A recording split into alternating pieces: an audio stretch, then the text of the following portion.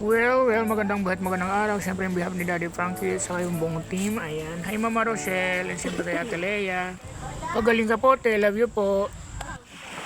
Miga loud shout at kay Madam Gorgeous Rose, ang pinaka-gorgeous talaga ng Houston, Texas. Ayan. Miga loud shout out, lalo na yung mga OFW na wala pong sawang sumusuporta kay Kuya Bal. Maraming salamat po sa iyo mga kabishi. And siyempre mga kabishi, dito tayo ngayon sa boardwalk dito sa Calatagan, sa barangay. Yan sa barangay Bagong Silang mga kabishi. So ito private resort to. So syempre mayaman yung may-ari. So, mga kabishi. So ito ayun. So pwede mamaya pupunta tayo doon. Ayan mga kabishi. Yan napakagandang tanawin dito. Ayun white sand. Dito lang po yan sa Barangay Bagong Silang mga kabeshi. Ayan, napakaganda naman. Wow, ang ganda ng boat. White sana ito mga kabeshi. Ito parang resort to na pinaparintahan. Ayan. Napakaganda, besh. At ang linis ng tubig mga kabeshi. Nakita nyo naman. Ayan, so doon, pwedeng pumunta doon sa ano na yan. Sa tulay na yon mga kabeshi. Mamaya pupunta tayo doon. So dito muna natin i-enjoy ang ating. Ayan.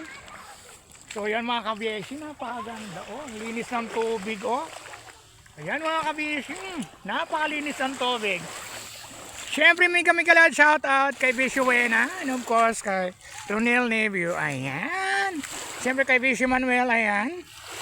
And kay Tita Nina Andred na nasa Rome, Italy. And kay Tata Jesus, lalo na kay Mami King. Ayan mga kabeshi, napakaganda dito ng tanawin. Ayan. And syempre kay Mother Marivic Kembao. And of course kay Dada Cherry Vito. Ayan. Ang ganda mga kabishi, nakaka-refresh. Nakita nyo naman ang kanilang sand.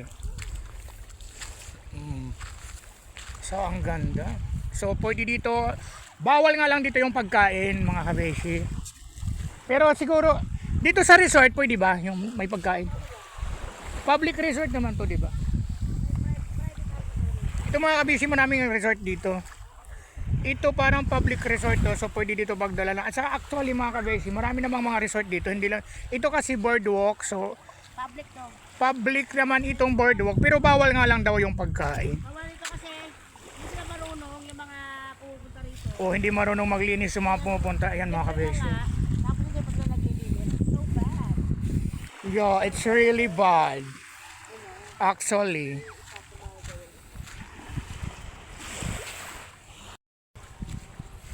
Ayun, maganda.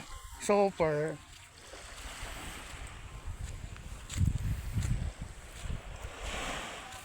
Ayan mga kabeshi. So maglalay po tayo.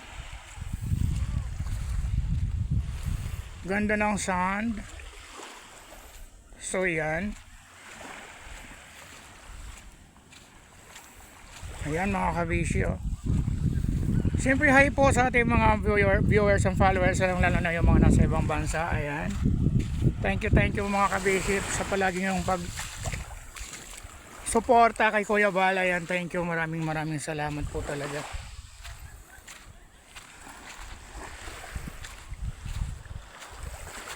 Ayan mga kabeshi, maganda, nakaka-amazed. So isa pa lang ito mga kabeshi sa isang napakagandang tanawin dito sa isa pa lang to sa beach na napakaganda.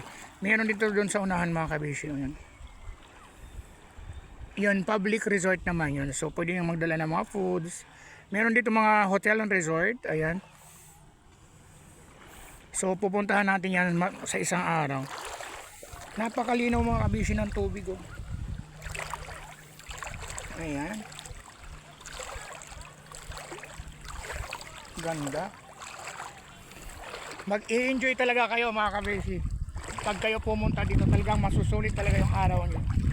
Lalo na pag na-try nyo yung floating cottage. Ayan, tapos dadalhin kayo dun sa Little Boracay. Tapos meron siyang 4 na destination na pupuntahan, yung Sandbar 1, Sandbar 2, at saka yung snorkeling, at saka yung starfish. Ayan. Ganda. Ayan mga kabishi, maraming salamat po for watching. Ingat po kayo lagi, mahal na mahal ko po kayo. Ayan. Kuya Bal po ulit, bye po. Ate Lea, magpagaling ka po, love you. And syempre, mega loud shoutout kay Mama Sally Locare, and of course kay Mama Salvation Garces. Ayan. Thank you so much lagi sa inyong support. Love you. Bye bye.